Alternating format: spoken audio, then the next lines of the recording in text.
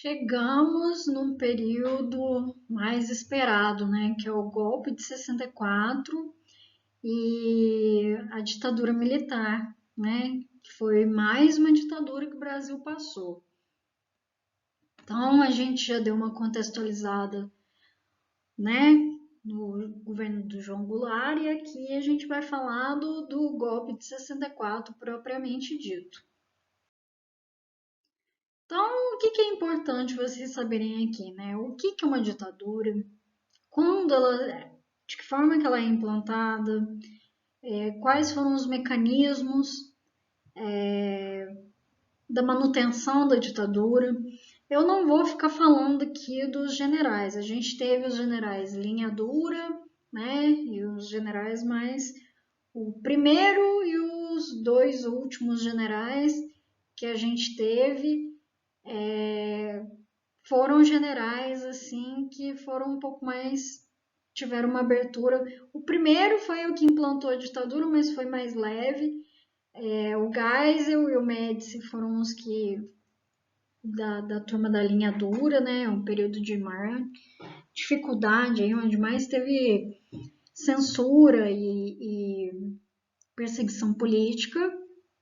Os dois últimos já vinham com uma certa abertura aí de uma abertura política, né, que já uma certa modificação. Porém, alarme. Se fala em 1985 como acabar o autoritarismo, mas não foi bem assim, né? Em 1985 começa a abertura política, mas a gente vai ver o pleno exercício de cidadania em 1990, que foi com as eleições do Collor, né? Então, só para situar, fazendo uma apresentação geral aqui, o mais é chamado, né, para quem não sabe, é chamado de ditadura militar porque foi um golpe dos militares onde não se teve uma eleição democrática para que eles estivessem na presidência e eles eram militares, então por isso que é chamado de golpe de 64. E por que é chamado de golpe, né? É chamado de golpe porque foi um mecanismo né, uma coerção para que o João Goulart saísse do poder. E sob justificativa de uma ameaça comunista, sob justificativa que não existia, sob a justificativa de que era necessário uma força militar para acabar com isso, e tudo por conta do plano, né, que ele tinha, que tinha como intuito melhorar a qualidade de vida da população, e a reforma agrária, né, que foi muito que foi o fator mais ou menos decisivo para isso. Lembrando que a gente está no contexto aqui da Guerra Fria ainda, e que esse perigo do comunismo e de predominância em que os Estados Unidos estavam tentando marcar territórios no mundo, e aqui na América ele teve uma influência, né, quase que total. A gente não teve somente ditaduras aqui só no Brasil, a gente teve na América Latina como um todo. Na Argentina durou menos tempo, mas foi muito mais sangrenta do que aqui. Então, os Estados Unidos eles tiveram fizeram, né, deram um apoio para os militares para que essa fosse implantado a ditadura de 64. Mas aqui é uma contextualização, eu vou falar um pouco mais detalhadamente nos próximos, né, nos próximos slides. Então é importante por quê? Porque ditadura não é legal, então a gente precisa conhecer, precisa estar atento, a gente entender quais são os conceitos que norteiam uma ditadura e que esse período é um período que a gente não pode se manifestar, não pode ser oposição, e a oposição é extremamente necessária porque é assim que rege a democracia, que é o embate de ideias diferentes, né, para tentar construir uma coisa nova. Então, assim, você não poder ter liberdade de expressão, não poder votar, ser preso, podendo ser preso, torturado, perdendo todos os seus direitos, é muito difícil, muito complicado, né? Então, uma ditadura não é solução para problemas econômicos, sociais no Brasil. Pensar um pouco mais fora da caixinha e compreender que existem outras formas de tentar resolver os problemas do Brasil. Então, aqui é um momento de reflexão, né? Montesquieu afirmou: o pior governo é o que exerce a tirania em nome das leis e da justiça, né? Então, o que é um governo tirano? É um governo autoritário que não respeita as liberdades individuais. Os governados não têm o próprio controle das suas próprias ideias, dos seus direitos de ir e vir. Então, o governo ditatorial é um governo tirano, né? Então, a gente pode encaixar aí como governos tiranos nazismo, fascismo, stalinismo, Vargas, aqui em 64. Não é que eu estou falando que são regimes totalitários, eu estou falando que são regimes autoritários e tiranos. E isso, só complementando, isso pode ser tanto da direita quanto da esquerda, né? Aqui no Brasil, no caso, a gente teve uma herança de que sempre essa ameaça comunista tem como intuito, usa-se essa justificativa como intuito para se aplicar golpes aqui no Brasil. Então, aqui, quem antecedeu, né, só lembrando aqui, foi João Goulart, conhecido como Jango. Ele estava tentando as reformas de base, que incluíam a reforma agrária, incluía proteção né, do trabalhador do campo, né, mais direitos, reconhecimento de direitos do trabalhador do campo. Então, aqui, só dando uma pincelada aqui, o que eram as reformas de base? Eram as reformas bancária, fiscal, urbana, administrativa, agrária, universitária também. Sustentava-se ainda a necessidade de estender o direito de voto aos analfabetos, patentes subalternas às Forças Armadas. O carro-chefe das reformas era, sem dúvida, a reforma agrária. Visava eliminar os conflitos pela posse de terra e garantir o acesso à propriedade de milhões de trabalhadores rurais. Então, essa conjuntura que era uma ideia que melhoraria a qualidade de vida de uma parcela significativa da população, foi interpretado como uma medida comunista. E aí o que acontece? Né? O que eu já tinha adiantado na aula passada, o pessoal começou a falar que o João Goulart estava defendendo um golpe de reformas, desagradou muita gente, principalmente a parte conservadora do Brasil. Então, teve o medo da implantação do regime comunista, e aí, com o golpe militar se deu através com o apoio dos Estados Unidos, da elite financeira do Brasil, que depois o regime do João Goulart. Então, foi implantado, né, conforme eu já tinha falado, começou em Minas Gerais, né, as forças militares, e aí isso foi se alastrando para o resto do país, tendo apoio dos Estados Unidos também, né? Há boatos que tinha navios militares dos Estados Unidos caso não implantasse a ditadura aqui no Brasil. São lados da história que são contados. Então, assim, foi implantado o estado de sítio. O que é o estado de sítio? é quando o governo fala que o Brasil, que o país está numa situação muito difícil de instabilidade, e aí ele retira o poder executivo e retira os poderes do legislativo e do judiciário.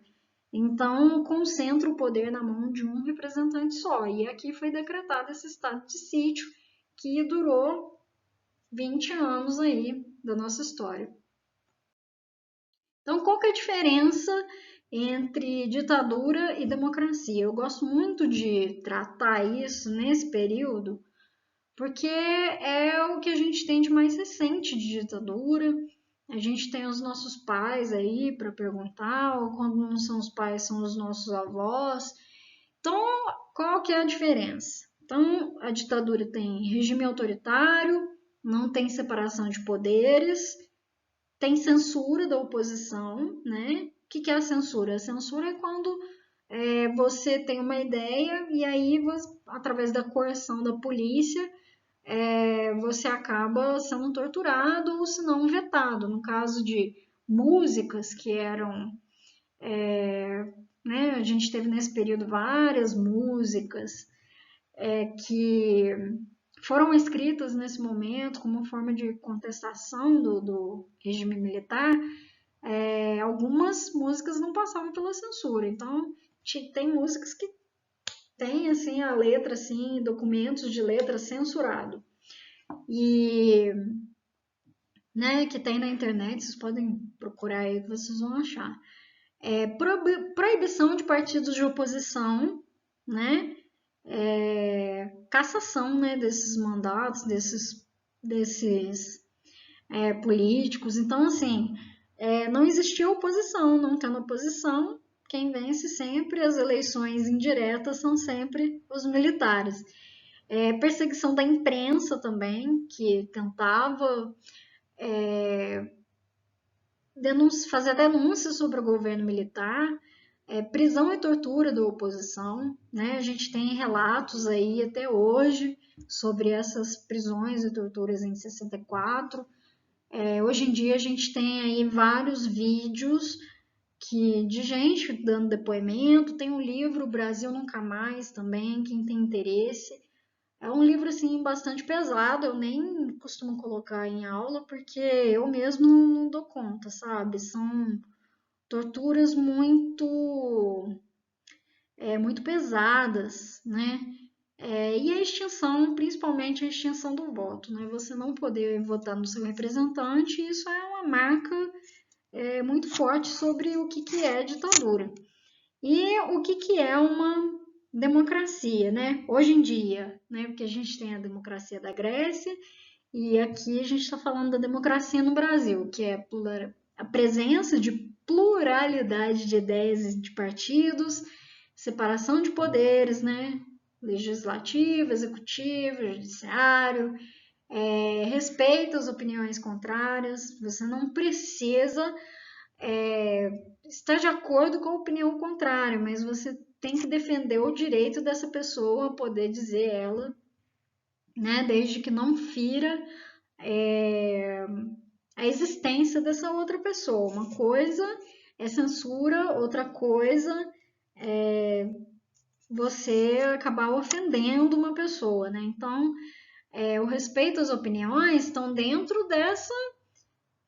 desse respeito também, de não ferir, de falar coisas que não sejam injúrias, né? E de coisas coerentes, que não fira a existência de ninguém, que não ofenda ninguém.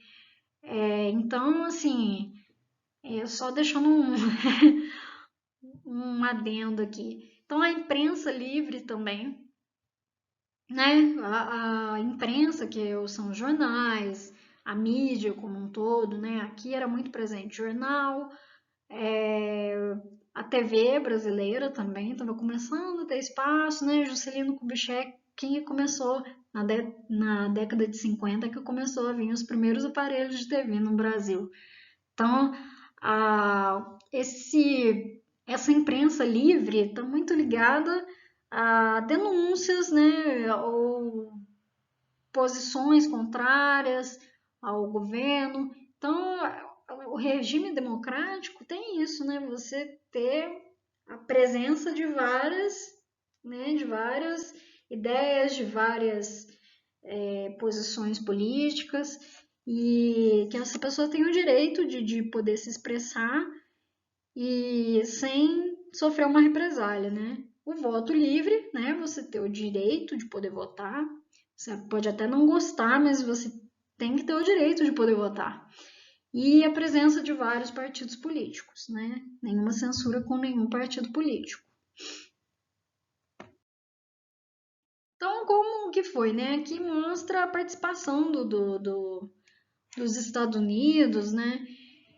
Tá muito voltada a esse contexto da Guerra Fria. E qual que era o problema? O problema é que Cuba já tinha influência ali da URSS e da União das Repúblicas Socialistas Soviéticas, e Cuba até hoje é socialista, tem uma abertura mais voltada para o turismo, e com medo das ideias de Cuba, né, como o URSS já tinha conseguido atingir uma ilha ali na América, os Estados Unidos, eles ficam loucos, né? Eles querem a todo custo a implantação das ideias do capitalismo dos Estados Unidos. Então, isso influenciou muito, né? Os Estados Unidos, eles tiveram uma participação forte aqui nesse contexto de ditadura de 64. E aí foi implantada a Lei de Segurança Nacional, que é a implantação da censura, né? Que é a prática da censura. Aqui a gente tem uma foto, né, dos policiais né, perseguindo mobilizações, né, pessoas. Como que eles faziam? Eu tinha o DOI-CODE, né? O DOI, que era um destacamento de operações e informações, que foi implantado lá no Vargas, aqui aparece também. O DOPS, DOI-CODE. Então, assim, todas essas instituições, elas foram criadas para que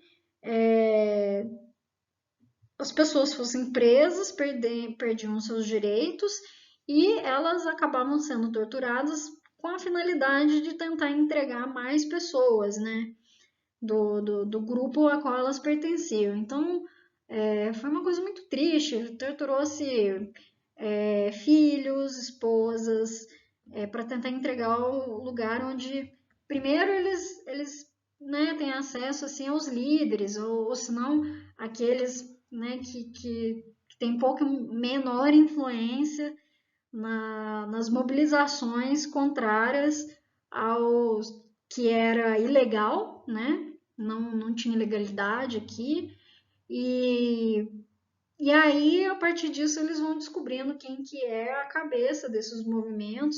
Então, vai de vez em quando sumir um vizinho, de vez em quando sumir um parente, e tem corpos aí que a gente nem, né, não foi encontrado. No Brasil não teve uma política de punição, né, para esses militares que realizavam essas atitudes desumanas, simplesmente porque tinham uma posição contrária politicamente, né? Então, a Dilma, ela tentou trazer isso, né,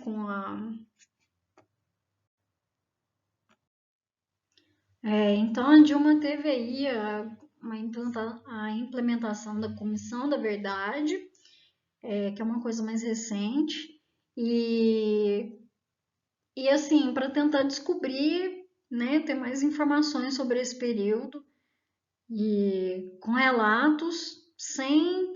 E assim, esse período né, quando acabou a ditadura, foram anistiados, receberam anistia tanto os militantes contra o governo, né, que saíram do país e foi considerado como preso político, quanto para os militares que foram responsáveis por toda essa bagunça que aconteceu, né? E por todas essas vidas perdidas. Então,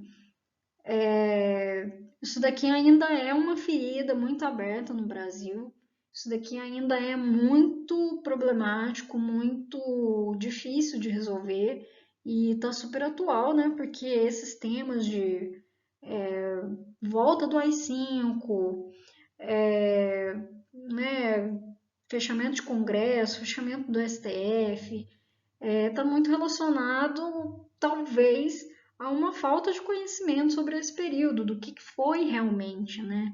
Porque você é super incoerente você pedir a volta protestar pedindo a ditadura, sendo que a ditadura não deixava, não permitia o protesto, né? Então, essa parte né, a gente não tem museu que mostre como que foram os horrores desse momento. Então, assim, ainda é uma realidade muito longe para muita gente. Então, como que foi, né? Qual que é a lógica, né? Depois que eles implantaram o estado de sítio, o governo dos militares, eles foram gradativamente implantando, né, colocando, obrigando, fazendo atos institucionais e tiveram vários, né? Mas assim, o mais famoso é o AI-5, mas eu vou mostrar para vocês como que foi isso. Isso foi gradativo, né? Isso foi não foi no primeiro governo que isso foi implantando, foi na medida que foi aparecendo movimentações, foram aparecendo também, eles foram tentando podar os movimentos até com esses atos institucionais. Então, primeiro, alterava a Constituição, cassava leis legislativas, suspendia direitos políticos por 10 anos, demitia ou aposentava a pessoa que tivesse atentado contra a segurança do país, o regime democrático e a proibidade da administração pública. Aí o AI-5 já instituiu eleição indireta para presidente, né? E estabeleceu o estado de sítio. Isso foi em 1945. E dissolveu todos os partidos. O AI-3, governadores e vices seriam eleitos indiretamente, porque foram eleitos, né, nesse meio de tempo aí, governadores e vices que eram contra, né, não era a favor do regime. Então eles foram lá e colocaram mais uma resistência. O AI-4 convocou o Congresso Nacional para uma nova Constituição em 1967 e o AI-5, que foi o mais pesado de todos, que é considerado da linha dura, né, entre os militares, caçar mandatos, intervir em estados e municípios, suspender direitos políticos de qualquer pessoa. Então você poderia ser preso e você não tinha garantia constitucional de nada. Então a pessoa podia fazer o que quisesse de você. Decretar recesso do Congresso, assumir suas funções legislativas no ínterim, né? Então a gente teve aí também suspensão do habeas corpus, que é quando a pessoa, né, um direito que você tem quando você não tem antecedentes criminais de responder aos processos fora da prisão. Aqui foi suspendido, né, nesse momento. Então, assim, tudo foi considerado subversivo e foi censurado, desde música, livros, movimentos operários, né, movimentos sindicais de indústrias, professores, artistas, intelectuais. Então, toda essa classe aí, ela foi prejudicada e assim, a população foi sendo cerceada cada vez mais. Então, até a mais sutil protesto, né, que foi a música do tá tão tarde que eu tô esquecendo o nome. Nossa, Aquela música Cálice do Jesus, peraí. Do Chico Buarque. Então, assim, ele escreveu Cálice do recipiente, Cálice, mas fazendo uma alusão ao cálice da ditadura, né, de calar. Então, assim, quem quiser, entra em contato comigo, que eu faço um repertório de músicas aí da ditadura, que algumas conseguiram passar, outras não, sabe, na censura. Então, foi um momento muito difícil na história do Brasil. E aí, o que que acontece? Muita gente defende o milagre brasileiro, né? A gente ficou conhecido como milagre econômico brasileiro, né? Investiu-se algumas coisas, né, no Brasil. O Brasil ele acabou se desenvolvendo em alguns setores, né? Mas a, quem mais se beneficiou disso foi mais uma vez a classe média, né? A população mais carente foi prejudicada porque aumentou as desigualdades no Brasil.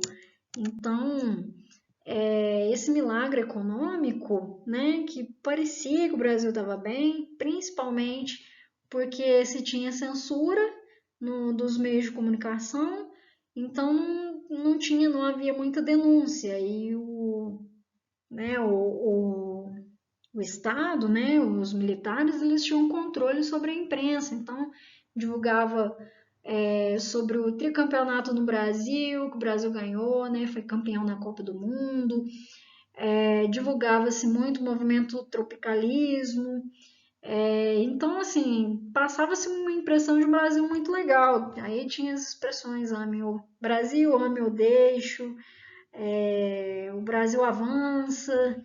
Então, assim, a propaganda dizia uma coisa, mas a realidade dizia o contrário. E isso é uma característica de todo o regime autoritário. Eles mexem muito na propaganda. A propaganda é muito fundamental para a manutenção desses regimes. Então aqui né, um resuminho aqui sobre os regimes, né? Então a gente teve aí primeiro Castelo Branco, que ele era, né, uma linha mais menos dura, né? Ele implantou o AI1, o AI2, o AI3, o AI4. Depois veio Costa e Silva, que já era linha dura. O Médici, que era linha dura. Eu falei errado, viu, gente? No começo do vídeo. É o Costa e Silva e o Médici, que eram linha dura. O Geisel e o Figueiredo. No Geisel começou a abertura política e o Figueiredo é que, né, fez essa abertura maior. Então, assim, teve a lei da anistia. Essa lei da anistia, ela estava muito voltada, isso foi em 1980, 85. Então, aqueles presos políticos que estavam fora do Brasil puderam voltar, mas os militares também ficou, né, todos os crimes que eles cometeram ficaram por isso mesmo. Eles alegaram que eles estavam agindo sob comando, mas, assim, é questão de coerência, né? Sobre o que você pensa, né? Os direitos humanos. Então, o Figueiredo, o que ele fez? Ele começou uma abertura. Ele, ele abriu as eleições, mas as eleições eram indiretas. E quem venceu foi Tancredo Neves, que morreu antes do mandato, e entrou o vice dele, o Sarney. Então, o Sarney ele foi eleito de forma indireta em 85. E aí houve um movimento das diretas já, pedindo diretas, eleições diretas, né, que o povo queria votar. Então, assim, a gente vê muitas charges falando que o povo é ilegal, pedindo diretas já, então está muito relacionado a esse momento aqui.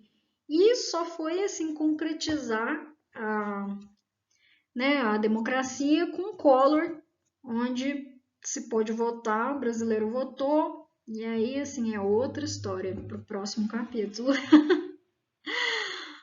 um beijo para vocês. Aqui uma síntese de tudo que aconteceu. Vocês dão uma olhadinha aí, né? Quem quiser. Um beijo para vocês. Até a próxima aula.